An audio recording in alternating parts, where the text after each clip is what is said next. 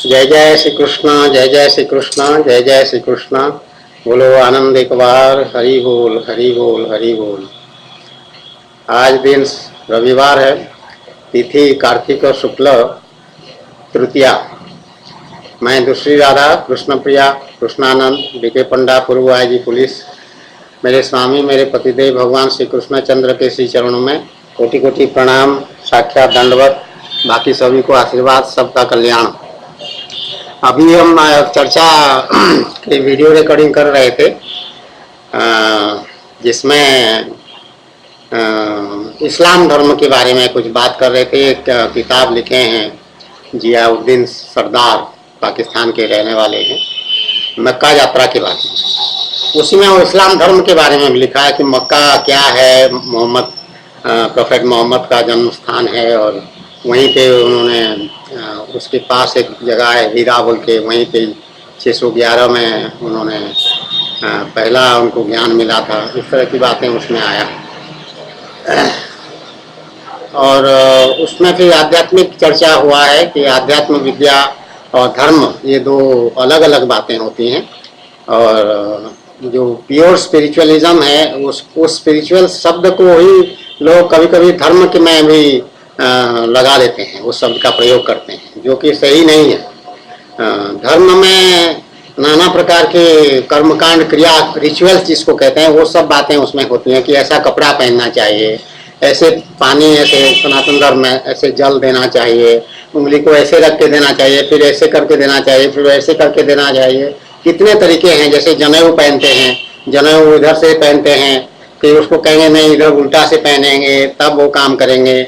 वहाँ चावल होगा, पानी होगा, नारियल होगा, कलश बनाया जाएगा, आम का पत्ता लाइए, जौ लाइए, हल्दी लाइए, गुड़ मीठा लाइए, फल लाइए, नाना प्रकार की व्यवस्था, कपड़ा लाइए, नया वस्त्र का भी जरूरत पड़ता है। वस्त्र भगवान को अर्पित किया जाता है, पाद्य अर्घ्य, इस प्रकार के नाना प्रकार के नियम हैं, वो सब कर्मकांड में आते हैं।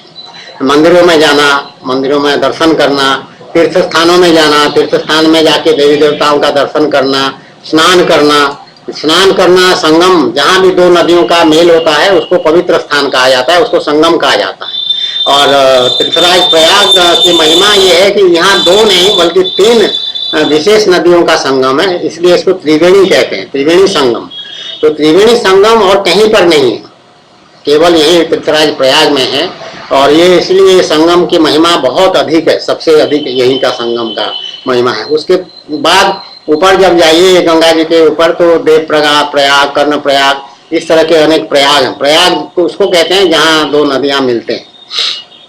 तो इस तरह की ये व्यवस्था है। तो तीर्थ में जैसे जाते हैं, जैसे मुसलमान इस्लाम वाले, ये लेखक जो है जियाउद्दीन सरदार, इन्होंने लिखा है अपना मक्का यात्रा के बाद विवरण दिया। उसी पर हम पहले वीडियो का पहला खंड में जो है चर्चा की है, इसको हम दूसरा खंड कह देंगे, पार्ट 2।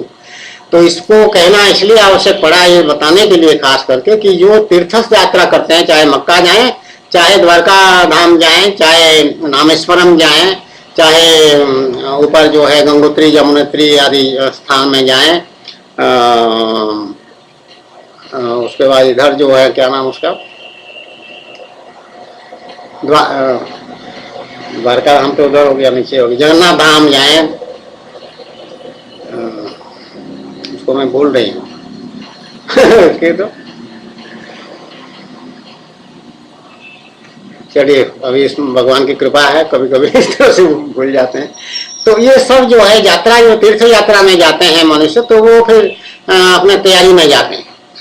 और बिना सिलाया कपड़ा पहनने का नियम मैंने सनातन धर्म में ही कुछ साधु संतों में ये चीज देखा है, सुना है, देखा है। तो उसी तरह मक्का में जाते हैं, बिना सिला हुआ कपड़ा, 2 कपड़े शरीर में धारण करते हैं, शरीर को लपेटते हैं 2 कपड़े से।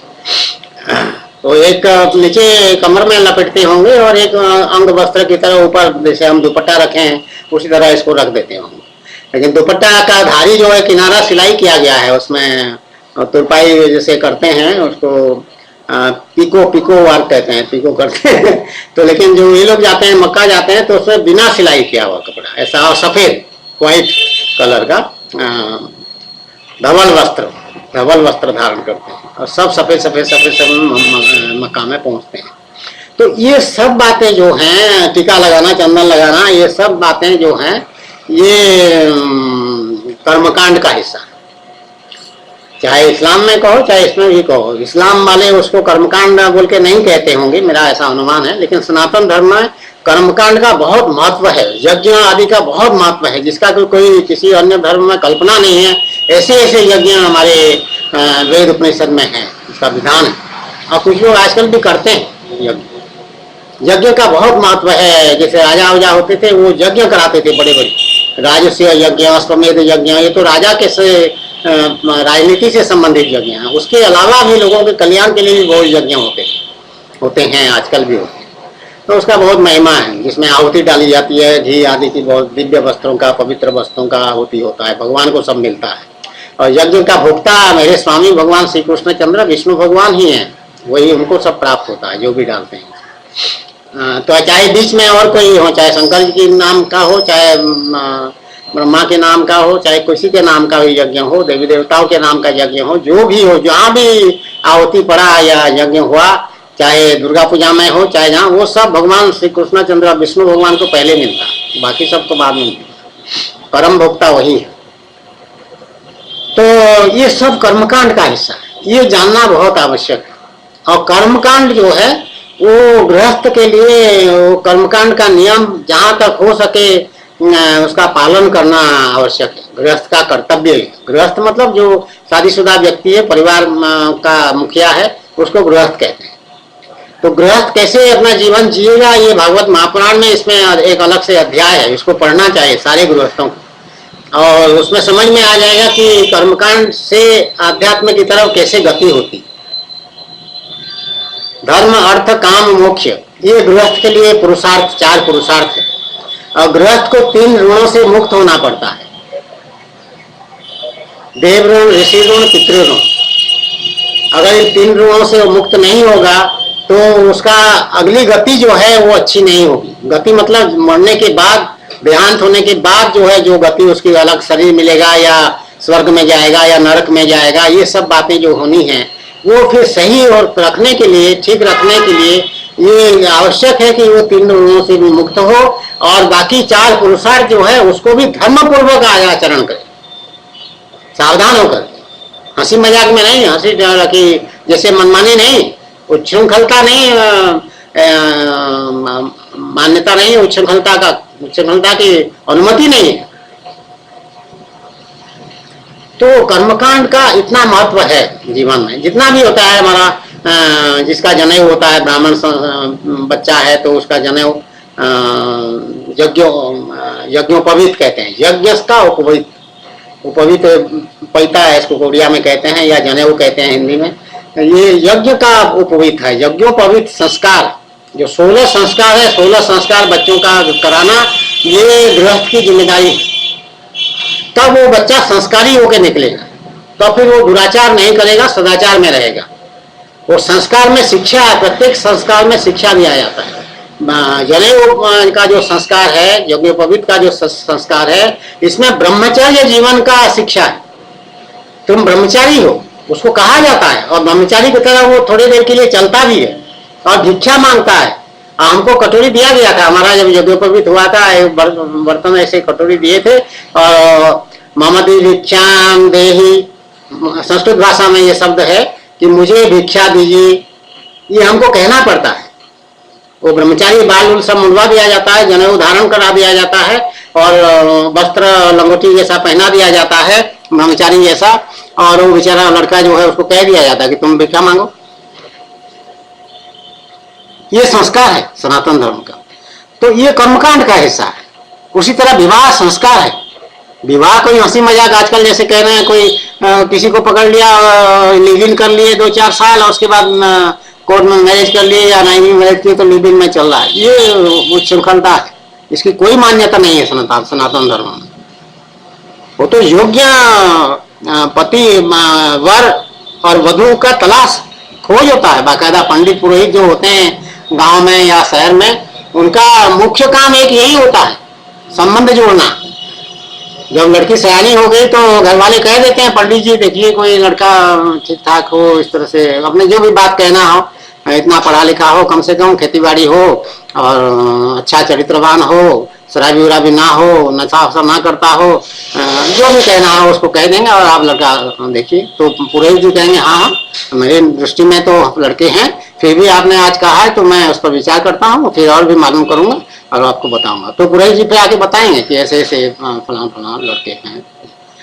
और लड़के वाले कहेंगे पुरोहित जी को देखिए कोई योग्य कन्या देखिए हमारे पुत्र के लिए, ये वो इस स्थिति में है, खाने कमाने लगा है, जमीन बाड़ी खेती बाड़ी सब संभाल लेता है, थोड़ा बहुत व्यापार भी है, पढ़ा लिखा है, विद्या प्राप्त किया है, सदाचारी है, कोई दुर्गुण दुराचार उसमें बिल्कुल भी नहीं है, या जो भी है कोई बीमारी उमारी कुछ नहीं है, सब भगवान की कृपा है। सबसे कोई योग्य वधु हमारे लिए तलाश लेंगे, तो वो वधु लड़की तलाश लेंगे। तो इस तरह से हमारा चलता था ये सब संस्कार। तो दो मुख्य संस्कार दो, यज्ञोपवीत संस्कार और विवाह संस्कार, इसका मैंने उल्लेख किया। उस तरह से और बहुत सारे नामकरण संस्कार, जन्म जातुकरण, जन्म संस्कार, जन्म लेते ही, और नाना प्रकार के और संस्कार हैं, कितना गिना है, बहुत संस्कार, 16 संस्कार। ये सब कर्मकांड का है। कर्मकांड से आध्यात्म विद्या विलक्षण इसलिए है क्योंकि आध्यात्म विद्या का मुख्य उद्देश्य कोई पूजा पाठ करना नहीं है, यज्ञ करना या दान देना या सदाचार में रहने का, लोगों को शिक्षा देना, ये सब आध्यात्मिक साधक का एक काम है। आध्यात्मिक साधक का एकमात्र उद्देश्य भगवान की प्राप्ति करना है, और ये उद्देश्य केवल आध्यात्मिक साधक का नहीं है, ये उद्देश्य मनुष्य मात्र का है। भगवान का ऐसा आदेश है। तो समस्त मनुष्य भगवान की प्राप्ति के लिए प्रयासरत होना चाहिए, साधना करना चाहिए। ये स्पिरिचुअल साइंस है, इसमें कर्मकांड की कोई बात नहीं होती है।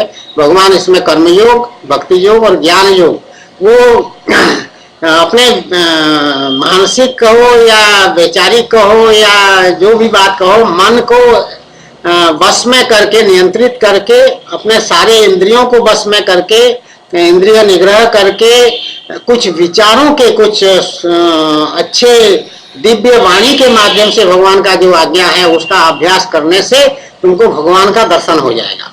भक्ति मार्ग में जाओगे या कर्मयोग करोगे या ज्ञान मार्ग में जाओगे, ज्ञान योग करोगे, तो अलग अलग उसका उपाय है, और वो उस उपाय के माध्यम से भगवान से तादात्म्य हो जाता है, साक्षात्कार हो जाता है और अनुभव हो जाता है कि मैं वही हूं। ब्रह्मैव सन ब्रह्माप्यति, ना तस् पहले है ना तस्य प्राण उत्क्रमंती, फिर आगे बाद में है ब्रह्मैव सन ब्रह्माप्यति, ब्रह्म हो करके वो ब्रह्म को प्राप्त करता है, ब्रह्म हो करके ब्रह्म को प्राप्त करता है, स्वयं भगवान बन जाता है, तब भगवान की प्राप्ति हो जाती है। ऐसा नियम है, ये बृहदारण्यक उपनिषद की बात है, ये श्लोक जो श्लोकार्थ। तो कर्मकांड, ये जो मक्का यात्रा के बाद ये लेखक इसमें किए हैं जियाउद्दीन जी, वो कर्मकांड का हिस्सा है। वो उसको कभी कोई गलतफहमी में ना रहे कि वो आध्यात्मिक विद्या की बात है। यदि स्पिरिचुअल अपलिफ्टमेंट की बात उन्होंने कहा है, ऐसा उनको अनुभव होता है, तो वो तो तीर्थ स्थान में जाने से या गंगा जी में स्नान करने से ऐसा अनुभव हो जाता है, सबको होता है। चाहे जैसा भी व्यक्ति अगर श्रद्धा से गंगा जी में स्नान करने के लिए गया है, तो स्नान करते ही उसको दिव्यता का अनुभव होगा कि मैं पवित्र हो गया, मैं ये बड़ा अच्छा काम हो गया। मुझे स्मरण है जब डीके पंडा की माता जी जागेश्वरी देवी इलाहाबाद उनको लाए थे और त्रिवेणी संगम में ले गए थे उनको स्नान कराने के लिए, तो वो गंगा जी के स्पर्श करते ही गदगद हो गए और बार बार कहें, बार मेरा जीवन धन्य हो गया, मेरा जीवन सफल हो गया, मैं धन्य हो गई, मैं अरे मेरे कितने दिनों कितने वर्षों का मेरे मनोकामना था ये गंगा जी में स्नान करने का, वो पूरा हो गया, ये कितनी बड़ी बात हो गई। एकदम वैसे वो देवी स्वरूपात ज्ञानी थी, बचपन से वो हमारे धार्मिक शास्त्रों का अध्ययन किए हैं सब, हमारे घर में था, उनके विवाह के समय वो साथ में लाई थी, पढ़ी लिखी थी और बहुत ज्ञान, आध्यात्मिक ज्ञान उनमें था। भगवान के ऊपर श्रद्धा बहुत अटूट था और भगवान का विश्व रूप का दर्शन भी उनको हुआ था, ऐसा उन्होंने बताया था मुझे। तो वो कम व्यक्ति नहीं थी, बहुत जो माता थी, माता का शिष्य हम डीके पंडा, पहले गुरु माता ही होती हैं और उन्हीं की कृपा से मुझे डीके पंडा को भगवान की प्राप्ति हुई, कोई संदेह नहीं है। ये माता तो गंगा जी का बहुत महिमा, तो वो दिव्यता का अनुभव होगा, चाहे मक्का में पूरी श्रद्धा से जाए तो वहीं भगवान श्री कृष्ण उपस्थित हो जाते हैं, चाहे नाम तुम अल्लाह कह दो या जो भी कह दो, लेकिन वो भगवान श्री कृष्णचंद्र जो परात्पर ब्रह्म है, परमात्मा है और भगवान कहते हैं, परमात्मा कहते हैं, वो वहीं उपस्थित रहते हैं, कण कण में भगवान। तो मक्का में क्या भगवान नहीं है मेरे स्वामी? क्या बात करते, मेरे स्वामी सब जगह हैं। और अगर ये ज्ञान तुमको अनुभव में आ गया, ये तत्व ज्ञान, तो मक्का कहने से हो सकता है इस्लाम धर्म के लोगों को अच्छा ना लगे कि मक्का सब जगह मक्का है, ऐसा मैं कहने जा रही थी। मैं ये कह सकती हूँ उनको, उनकी मक्का को नहीं कह के मैं भगवान की बात कहूँ उसकी, जैसे वृंदावन है, मैं कहती हूँ वृंदावन सब जगह है। और यहाँ तो खास करके हमारे जो ये भगवान का धाम है इलाहाबाद में, ये प्रीतम नगर में श्री कृष्ण प्रेम धाम, यहाँ वृंदावन भी है, यहाँ द्वारका भी है, यहाँ रामेश्वरम भी है, यहाँ जगन्नाथपुरी भी है, यहाँ सारे तीर्थ हैं, ना केवल हिंदू धर्म के तीर्थ है, यहाँ मक्का भी है, मदीना भी है, और सारे क्रिश्चियनिटी का जो भी इसराइल जहाँ जेरूसलम वगैरह जो कुछ धार्मिक स्थान मानते हैं वो सब यहीं पर, ऑल इंक्लूसिव। भगवान किसी को छोड़े हुए नहीं है।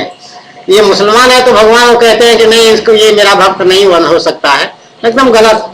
हुए हैं, प्रैक्टिकली हुए हैं मुसलमान, हमारे भगवान स्वामी श्री कृष्णचंद्र के भक्त हुए हैं। अब वृंदावन गोकुल से थोड़ा पास रसखान या क्या है उनका नाम, उनका कवर है वहां पर। तो भगवान की ऐसी कृपा, उधर से लोग आते ही आते हैं सैकड़ों, लेकिन किसी को पता नहीं कि वहां कवर है। तो मेरी दृष्टि में हुआ, ये एक छोटा सा पुराना पेंट किया हुआ बोर्ड जरा सा लिखा हुआ है, यहाँ रसखान का कवर है यहाँ पर बोल के, तो फॉरेस्ट डिपार्टमेंट का है, यह गेट भी लोहे का लगा हुआ लेकिन खुला था सौभाग्य से। तो मैं कहीं रुको रुको रुको रुको और गए वहां पर, रसखान के भगवान श्री कृष्ण के भक्त हैं, मुझे मालूम था।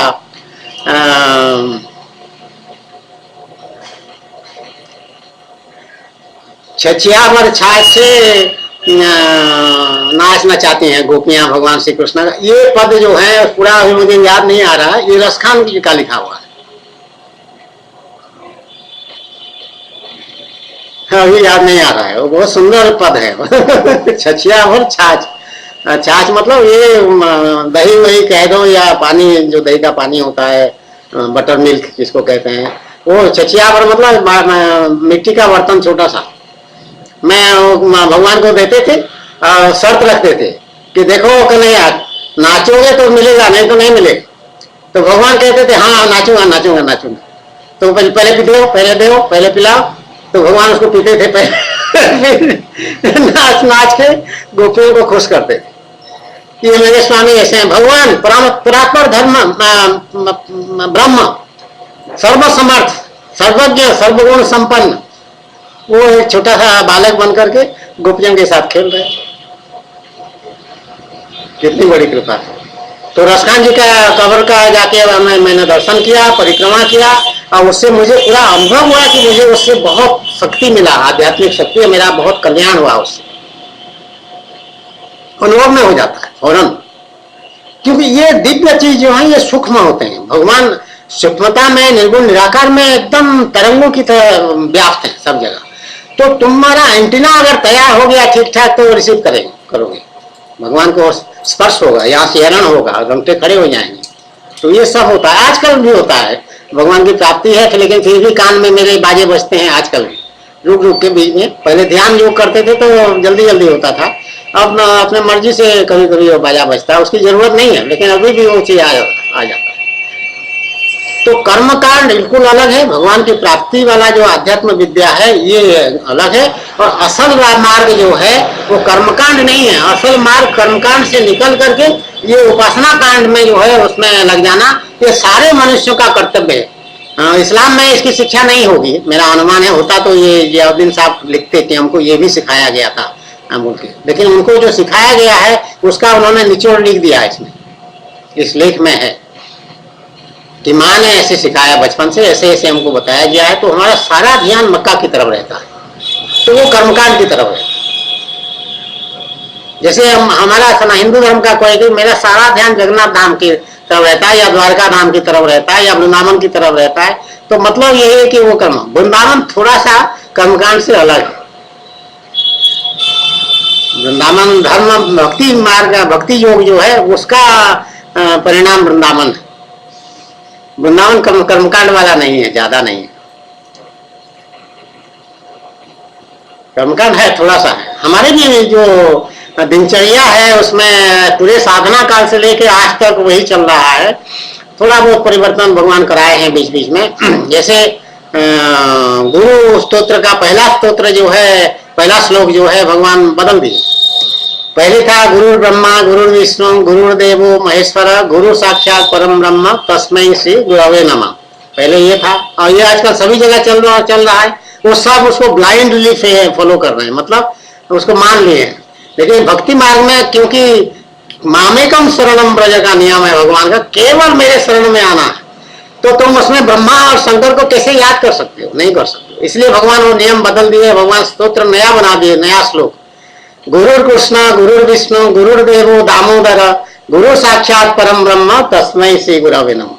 तो गुरु कृष्ण कृष्ण है, गुरु विष्णु विष्णु कृष्ण है, गुरुदेवो दामोदर दामोदर भी कृष्ण है, तो केवल श्री कृष्ण ही गुरु हैं और दूसरे कुछ नहीं। मेरे गुरु भी भगवान श्री कृष्णचंद्र ही हैं, मेरे कोई मनुष्य गुरु नहीं है, भगवान श्री कृष्णचंद्र स्वयं मेरा उंगली पकड़ करके ले गए थे और शिक्षा दिए हैं, पहले पिता रूप में, फिर सखा रूप में, फिर दास के रूप में।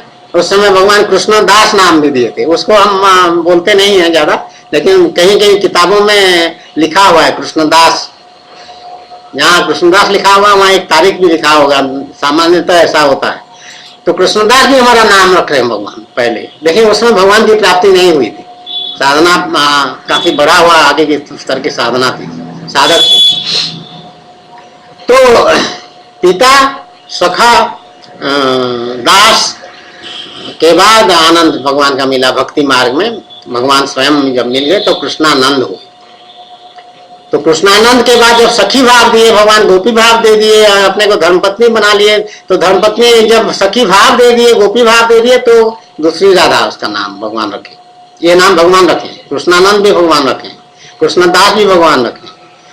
और दूसरी राधा के बाद भगवान ने पाणी ग्रहण किया दूसरी राधा से, तब कृष्ण प्रिया नाम दी अपने धर्मपत्नी से, तो हमारा नाम कृष्ण प्रिया भी है, इसलिए कहते हैं दूसरी राधा कृष्ण प्रिया, कृष्णानंद और डीके पंडा पूर्वया जी पुलिस। डीके पंडा का नाम भगवान प्रसिद्ध कराए, जितने भी टीवी चैनल हमारा कवरेज किए वो सब 2005-2006 में, उसमें सब में दूसरी राधा उर्फ डीके पंडा पूर्वया जी पुलिस ऐसा कहते थे सब।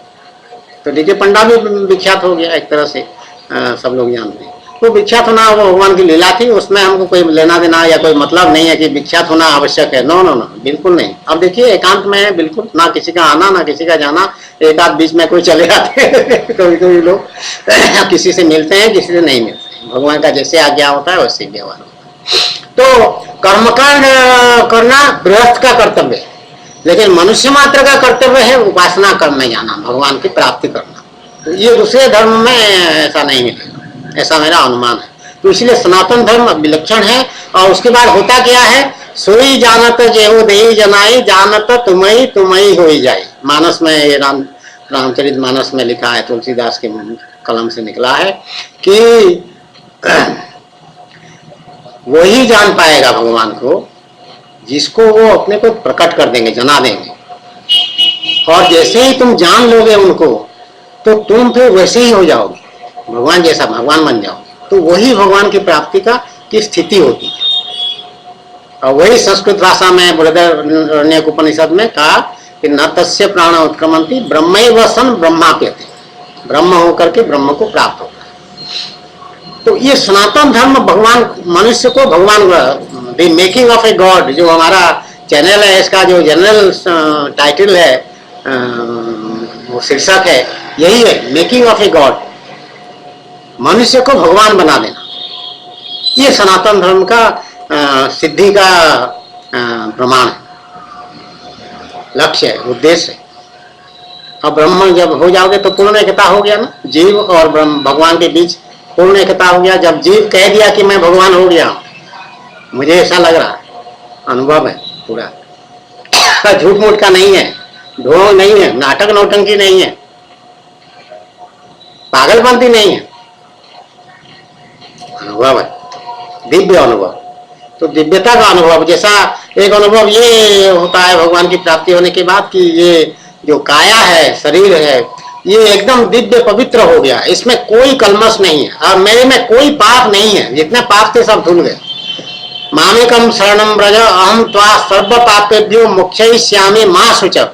भगवान तो ये गारंटी दे दिए हैं, जब मेरे शरण में आओगे मैं तुम्हारा सारे पाप धो डाल पाऊंगा और इसमें चिंता करने की कोई जरूरत नहीं, आवश्यकता ही नहीं, सारे पाप कट जाएंगे, निकल जाएंगे, धुल जाएंगे। तो उसका पूरा अनुभव है। इस श्लोक कहने की जो बात है, वाणी है भगवान, उसका चरितार्थ यहाँ पर हुआ है, पूर्ण अनुभव है। तो ये उपासना कांड की महिमा है।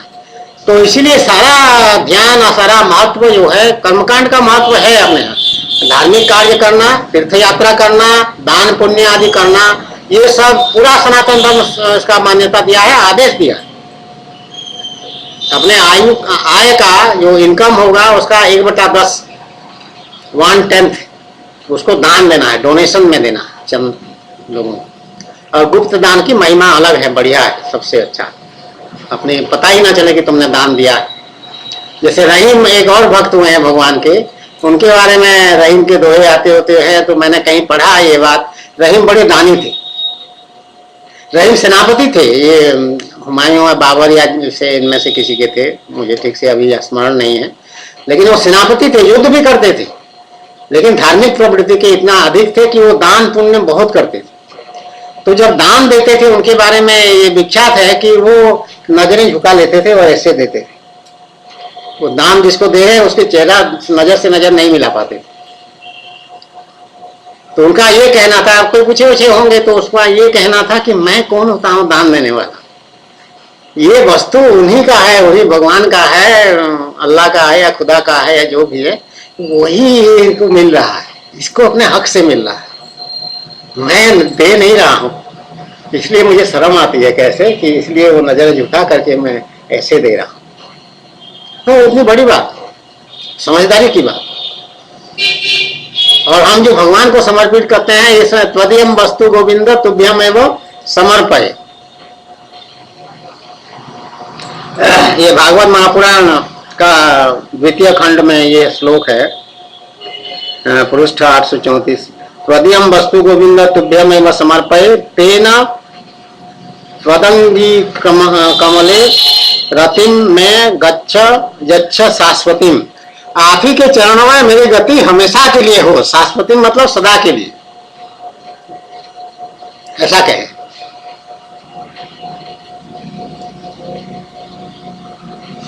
तो ये भगवान को मैं क्या देने वाला, मेरी शक्ति क्या, मेरा बल क्या, मेरा क्या हालत है जो मैं भगवान को दे सकूं कोई चीज। सबका भगवान तो मुझे दे रखे हैं पहले से, वही चीज मैं वही दे रहा हूँ कि आप ही की वस्तु आप ही को दे रहा हूँ। कोई भी चीज भगवान को समर्पित करो तो ये मन में, संस्कृत में बोलना जरूरी नहीं है, मन में सोच लो खाली कि ये मैं भगवान आप ही की वस्तु आप ही को दे रहा हूँ, मेरा क्या औकात कि मैं आपको कुछ दे सकूं, मैं तो निरीह हूँ, निर्बल हूँ, मुझ पर दया दृष्टि रखिए, मुझ पर कृपा करते रहिए, सदाचार में रखिए, सद्बुद्धि दीजिए, कोई गलती ना हो मेरे से, इस तरह से भगवान से प्रार्थना करते हैं। तो जो बाद में जो चीज देते हैं, लेकिन देना जरूरी, खाली हाथ मत जाना कभी भगवान के पास। ये कर्मकांड है, लेकिन भक्ति मार्ग का ये एक मुख्य कार्य है। भक्ति मार्ग में ये सब होता है। भगवान को चंदन लगाते हैं, भगवान को इत्र लगाते हैं, भगवान को फूल चढ़ाते हैं या माला पहनाते हैं, भगवान को वस्त्र पहनाते हैं, भगवान को नहलाते धुलाते हैं, सफाई उनका पोछ पाछ के साफ सुथरा करते हैं, उनका सब चीज करते हैं भगवान का। ये भक्ति मार्ग है। तो भक्ति मार्ग में भगवान को देना पड़ता है। पत्रम पुष्पम फलम तोयम जो मैं भक्त्या प्रयच्छति तदहम भक्त्या प्रभुतम अस्नामी प्रयतात्मना। जो भी भक्त मुझे पत्र पुष्प फल आदि देता है उसको मैं बड़े प्यार से खाता हूँ, श्रद्धा से खाता, प्यार से खाता हूँ, ऐसा कह, मतलब चेष्टा करके बहुत सावधान होकर के मैं उसको फेंकता उगता नहीं हूँ इधर उधर, मैं उसको ग्रहण करता हूँ, ऐसा भगवान कह रहे हैं गीता में, ये श्लोक है। तो कभी भी मत जाना खाली हाथ भगवान के साथ, सामने भगवान के दरबार में। उसमें मुझे तो बहुत रोना आता है जब लोग ऐसे ही चले आते हैं और कर जाते हैं, और मुझे बहुत संकोच होता है किसी से ये बात कहने के लिए तुम खाली हाथ क्यों आए। लेकिन कुछ अवसरों पर मेरे मुंह से भगवान कहलवाए हैं कि ऐसा खाली हाथ तुम क्यों आए। जाते समय मैंने कहा खाली हाथ नहीं आना चाहिए, मेरे स्वामी यहाँ साक्षात रहते हैं, ऐसा कहती हूँ। मैं रोने जैसा हालत हो जाता है मेरा, दूसरी राधा की स्थिति में मैं रो पड़ती हूँ कि इतने लोग समझ नहीं पाते हैं। मैं बार बार कहती हूँ भगवान यहाँ साक्षात रहते हैं, लेकिन मानते नहीं हैं। आके बात करके चले जाते हैं, आशीर्वाद लेके भी जाते हैं सब, और प्रसाद भी लेके जाते हैं। भगवान का मिश्री का प्रसाद हम रखते हैं यहाँ पे, भगवान का वही मिलता है। तो कहीं भी जाओ, मंदिर में जाओ चाहे किसी के स्थान पर जाओ, ये तो सिद्ध पीठ है हमारा यहाँ पे, भगवान की कृपा, भगवान ने नामकरण किया है कृष्ण प्रेम धाम, श्री कृष्ण प्रेम धाम सिद्ध पीठ, ये सब भगवान बताए हैं और बहुत देर बाद बताए, अभी थोड़े साल पहले, कुछ वर्ष पहले बताए, 3 वर्ष 4 वर्ष ऐसा होगा बताए। तो सिद्ध पीठ मतलब जहाँ सारे देवी देवता निवास करते हैं और भगवान साक्षात उपस्थित रह करके भगवान लीला करते रहते हैं अपना। तो उसको तो कहीं जाओ भगवान के पास, ये सनातन धर्म का मान्यता है और नियम है, भगवान का आदेश है। और साष्टांग दंडवत करना और मेरी स्तुति करना। मैं बहुत सारे भक्त आते हैं, मैं कहती हूँ कोई भजन जानते हो गाओ, भगवान के दरबार में जब बैठते हैं तो नहीं गाते, एक आध आते हैं जो 1% कहिए वो गाते हैं, कुछ लोग बहुत शौक से गाते हैं, तो अच्छी बात है। तो जानकारी होना चाहिए, सबको जानना चाहिए, और उसके लिए बहुत रिसर्च करने की जरूरत नहीं है। बहुत सारे भजन के कैसेट वगैरह सब आजकल मिल रहे हैं, और कुछ नहीं तो प्रवचन वगैरह में होते रहते हैं, उसको कुछ याद कर लो, कुछ लिख लो। हमारा तो 2, 3, 4 वो डायरी जो मिलता है LIC के सब मिलते थे डायरी, उसमें सब लिख रखे हैं इतने सारे भजन कीर्तन गीत, टीवी से सुन करके अधिकतर। और कैसेट वैसेट भी हमारे पास बहुत सारे ले आए थे, ऑडियो कैसेट उस समय चलता था बहुत ज़्यादा, और सब से लिख करके बहुत रखे हुए हैं। तो कुछ नहीं तो मैं कहती हूँ गोविंद जय जय, गोपाल जय जय, राधा रमण हरि गोविंद जय जय, इतना कह दो। हरि बोल हरि बोल हरि हरि बोल, मुकुंद मुकुंद, देखो तो क्या, हरि बोल हरि हरि बोल, मुकुंद माधव गोविंद बोल, मुकुंद माधव गोविंद बोल, केशव माधव गोविंद बोल। ऐसे इसी से भगवान खुश हैं। और कुछ नहीं तो हरे राम राम राम हरे हरे, हरे कृष्ण कृष्ण कृष्ण हरे हरे, महामंत्र है। वो इस्कॉन वाले इसको हरे कृष्ण से शुरू करते हैं, लेकिन असल महामंत्र हरे राम से, तो इसलिए हरे राम से शुरू करना चाहिए और हरे कृष्ण से अंत करना चाहिए। तो कुछ स्तुति भजन गीत भगवान की उपासना का, बाकी और संस्कृत भाषा में तो बहुत सारे हैं, बहुत सारे रचे हुए मनुष्यों द्वारा भी है और भागवत महापुराण में भी है।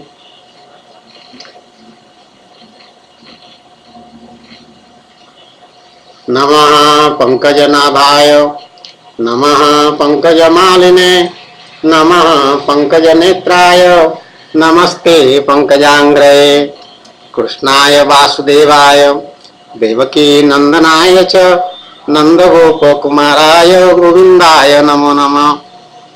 तो ये दोनों भागवत महापुराण के हैं, और इसको कुंती ने इसकी ये स्तुति किया है भगवान का, उसके मुंह से कही गई।